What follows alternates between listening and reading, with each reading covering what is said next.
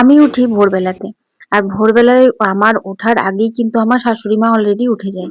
কিন্তু আমার শাশুড়ি মায়ের একটু নিজের ফ্রেশ হতে, ফুল তুলতে খানিকক্ষণ সময় বেশি লাগে। আর সেই সময় কিন্তু আমার ফ্রেশ হওয়া, বাসি কাপড় ছাড়া, দৌড়ে জলমারড়ি করা এগুলো সমস্ত কিছু হয়ে যায়।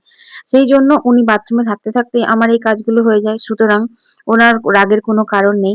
আর হ্যাঁ, যদি কোনোদিন উঠেও থাকে তাহলেও কিন্তু আমি সবসময় আমার নিজের লাইফস্টাইলটা তোমাদের সাথে শেয়ার করি। সেই কারণের জন্য কিন্তু আমি শুধু আমাকেই দেখাই। ব্যাক ক্যামেরাতে কে কি করলো না করলো সেগুলো তো আমি কখনোই দেখাই না। আর আমার বড়ও তাই একই জিনিস। ও খুব ভোরবেলা উঠে ঘুম থেকে। ও উঠে নিজের মতো ফ্রেশ হয়ে আর বেরিয়ে যায়। মর্নিং ওয়াক করে দুধ নিয়ে ও ফিরতে, ফিরতে সেই ৭ঃ১৫ ৭ঃ৩০ এরকম হয়ে যায়।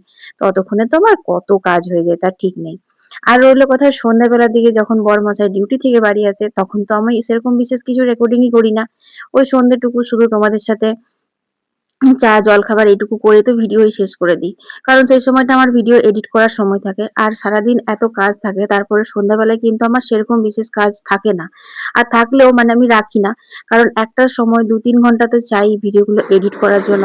শুধু রেকর্ডিং করলাম আর আপলোড করে দিলাম সেটা তো হয় না। তো সেইজন্য আমি মানে বুদ্ধি করে সেই সময়টাই বের করে নিই। আমার একটু তোমাদের প্রশ্নের উত্তর দেওয়া, একটু নেট ঘাটাঘাটি করা, এইগুলো করা। এই সময়টাতে যে সময় কোনো কাজ থাকে না, কারোর কোনো অসুবিধা না হয়।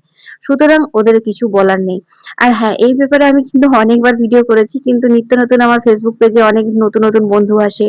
ইউটিউবেও অনেক নতুন, নতুন বন্ধু আসে। তাই এই প্রশ্নগুলো তাদের মনেও জাগে। যাই হোক, আশা করি আমি তোমাদের বোঝাতে পেরে গেছি। আর দেখো তোমাদের বোঝাতে, বোঝাতে কিন্তু আমার অনেকগুলো কাজ হয়ে গেল।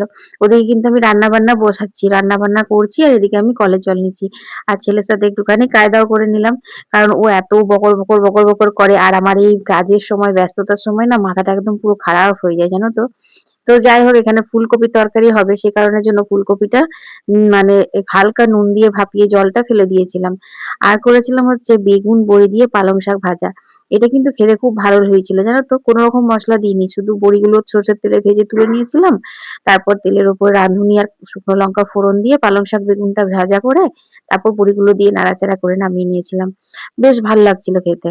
আর এইখানে দেখো বুগলা লালিকে ধরে এনে কি করছে। ধরে রেখেছে।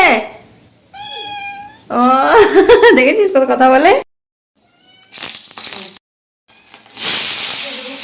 চলো, বাঙালি পোস্ত প্রেমী বাঙালি, ঝালে ঝোলে টকে অম্বলে সবেতেই কিন্তু আমাদের পোস্ত চাই। তাও আবার যদি সেদিন নিরামিষ হলো তাহলে তো বলারই নেই। আজকে করব হচ্ছে টমেটো পোস্ত। তোমাদের সাথে অনেকবার আমি কিন্তু টমেটো আলু পোস্তর রেসিপি শেয়ার করেছি। টক টক ঝাল ঝাল। আজকে করব হচ্ছে টক টক মিষ্টি মিষ্টি ঝাল ঝাল শুধু টমেটোর পোস্ত। তেল, পাঁচফোড়ন, কাঁচা লঙ্কা দিয়ে টমেটো গুলো নুন